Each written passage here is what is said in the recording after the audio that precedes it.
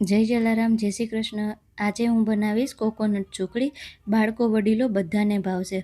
અને ક્યારેક જ્યારે તમારા ઘરે મહેમાન આવે અને લાગે કે આજે ફટાફટ આપણે મીઠાઈ બનાવી છે અને મીઠાઈમાં શું બનાવીએ, તો એકવાર સુખડી જરૂરથી ટ્રાય કરજો. અને આ સુખડી બાળકોને પણ બહુ ભાવશે. અહીં મેં 1.5 ચમચો ઘી લીધું છે. ઘી થોડું વધારે બાળકો માટે બનાવતા હોય તો થોડું વધારે ઘી લઈ શકો છો. ઘી ગરમ થઈ જાય પછી એની અંદર 1 વાટકી ભાખરીનો લોટ મોટો અને 1 વાટકી રોટલીનો લોટ આપણે બે મિક્સમાં નાખશું. તમે ચાહો તો રોટલીના લોટમાંથી બનાવી શકો છો, પણ ઘણીવાર એવું બને છે કે રોટલીના લોટથી ખાલી આપણે બનાવી ઝીણા લોટમાંથી તો થોડી મોઢામાં ચોંટતી હોય એવું ફીલ થાય છે. તો બેય લોટ આપણે મિક્સ કરીને કરશું ને તો બહુ સરસ એકદમ સોફ્ટ સુખડી આપણી બનશે.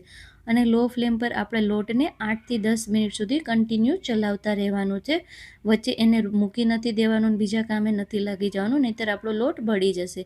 અને અહીં તમે જોઈ શકો છો ગોલ્ડન બ્રાઉન કલર આવી ગયો છે અને સરસ રીતે ઘી પણ એમાં છૂટું થઈ ગયું છે.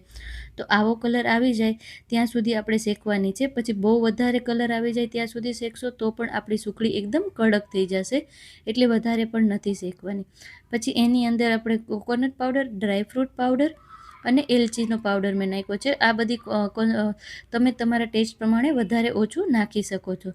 પછી એને આપણે સરસ રીતે 1 થી 2 મિનિટ સુધી પકાવી લઈશું. વધારે આપણે એને નથી મિક્સ કરવાનું, કારણ કે લોટને આપણે સરસ રીતે શેકી જ લીધો છે. તો વસ્તુ આપણી મિક્સ થઈ જાય ત્યાં સુધી જ આપણે એને ચલાવશું. અહીંયા તમે જોઈ શકો છો કે એકદમ આપણો coconut powder, dry fruit powder mix થઈ ગયા છે. તો અહીંયા હવે હું ગેસ બંધ કરી દઈશ અને ગેસ બંધ કરીને જ આપણે ગોળ એડ કરવાનો છે. મેં 1.5 વાટકી ગોળ લીધો છે. તમે થોડો વધારે ઓછો કરી શકો છો, પણ બહુ વધારે નહીં ગોળ કરતા. વધારે ગોળ નાખવાથી પણ સુખડી કડક બને છે. અને ગોળને સરસ ઝીણો ઝીણો સમારીને નાખવાનો છે, એટલે લોટની અંદર સરસ મિક્સ થઈ જશે. મોટો ગોળ હશે તો મિક્સ થવામાં થોડો ટાઈમ લાગશે એટલે. તો એકદમ સરસ એને કટ કરી અને પછી જ આપણે અંદર સુખડીમાં એડ કરવાનો છે.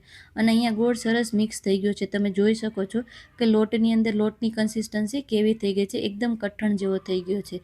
તો હવે અહીંયા મેં થાળીને ઘીથી ગ્રીસ કરી લીધી છે અને એની અંદર આપણે સુખડીનો જે લોટ છે એને નીકાળી દઈશું. અને મેં ચમચાથી જ એને સેટ કરી દીધી છે. તમે વાટકી ઉપર થોડું ઘી લગાવીને પણ સેટ કરી શકો છો. હા, એ વાતનું ધ્યાન રાખજો કે જ્યારે લોટ ગરમ હોય ત્યારે જ આપણે એને સેટ કરી દેવાનું છે, કારણ કે ઠંડુ થઈ ગયા પછી છે ને લોટ આપણો આવી રીતના એકદમ સેટ નહીં થાય, કે અંદર તમારે શેપ આપવો હશે તો તમે શેપ નહીં આપી શકો. એટલા માટે થઈને ગરમ ગરમ હોય ત્યારે જ આપણે એને કરવાનું છે. તો જોઈ શકો છો કે કેટલું ઇઝીલી આ સરસ રીતે સેટ થઈ ગયું છે. અહીંયા મેં થાળીમાં લીધું છે. તમે કોઈ બી મોટી થાળી, નાની થાળી, જાડી, પતલી તમારી રીતના એને કરી શકો છો. અને ઉપરથી નાખશું ડેસિકેટેડ કોકોનટ પાવડર અને ડ્રાયફ્રૂટ. આનાથી ટેસ્ટ પણ સરસ આવશે અને દેખાવમાં પણ સારી લાગશે બેય છે. અને સુખડી વધારે ઠંડી કે ના વધારે ગરમ હોય એવી રીતના આપણે એમાં કટ લગાવવાના છે. બહુ ઠંડી થઈ જશે તો કટ નહીં લાગે, એટલે હલકી ગરમ હોય એ રીતના જ અંદર આપણે કટ લગાવવાના છે. 5 મિનિટ પછી તમે લગાવી શકો છો. અહીંયા તમે નાના મોટા કટ તમારા ટેસ્ટ પ્રમાણે કરી શકો છો. અને ઝટપટ આપણી 10 મિનિટમાં એકદમ હેલ્ધી સુખડી બનીને તૈયાર છે. તો ફરી મળીએ એક નવી રેસીપી સાથે. Thank you.